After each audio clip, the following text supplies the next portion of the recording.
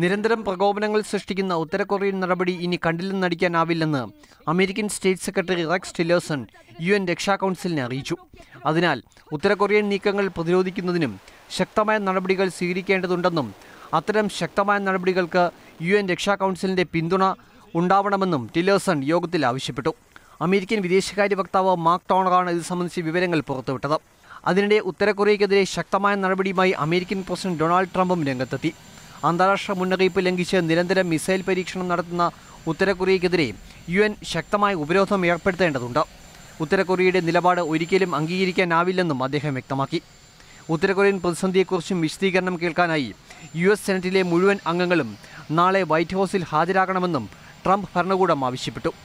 അതിനിടെ ലോകത്തെ ആശങ്കയിലാഴ്ത്തി ഉത്തര കൊറിയയ്ക്കെതിരെ പോർവിളി തുടരുന്ന അമേരിക്കൻ പ്രസിഡന്റ് ഡൊണാൾഡ് ട്രംപിന് മുന്നിൽ സമാധാന ദൂതുമായി ചൈനീസ് പ്രസിഡന്റ് ഷീ ജിൻപിങ് എത്തി.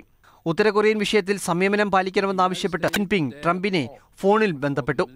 ഉത്തര കൊറിയയെ ലക്ഷ്യമിട്ട് നീങ്ങുന്ന US നാവിക വ്യൂഹത്തിനൊപ്പം ചേർന്ന് ജപ്പാൻ നാവികസേന സംയുക്ത സൈനികാഭ്യാസം നടത്തുന്ന സാഹചര്യത്തിലാണ് സമാധാന ദൂതിനുള്ള ചൈനീസ് പ്രസിഡന്റിന്റെ ഇടപെടൽ. News desk, Mathrubhumi news.